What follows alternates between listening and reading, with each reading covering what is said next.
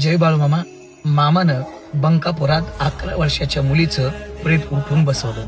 घटना अशी घडली. मामाची मेंढरं कर्नाटक प्रांतामध्ये हावेरी भागात बंकापुराजवळ चरत होती. मामांसोबत मामाचे काही मित्र, त्यांच्या घरातील काही माणसं मेंढरं चारण्यासाठी निघाली होती. अचानक मामाच्या त्या कंपोमधील 11 वर्षाची मुलगी मरण पावली.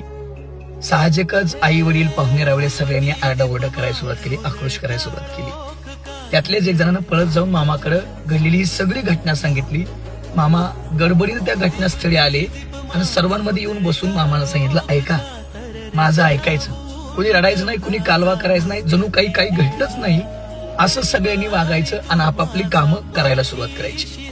सगळ्यांनी मामाच्या बोलण्यावरती विश्वास ठेवला आणि मामानं ती रात्र, दुसरा दिवस आणि दुसरी रात्र त्या मुलीच्या प्रेताजवळ बसून समाधी अवस्थेत घालवली.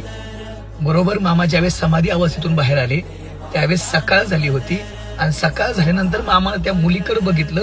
जशी झोपेतून मुलगी उठावी तशी मेलेली मुलगी उठून बसली. हा मामाचा खऱ्या अर्थानं चमत्कार आहे. याचे साक्षीदार होते मामांचे सेवेकरी दादू सत्यप्पा गवळे.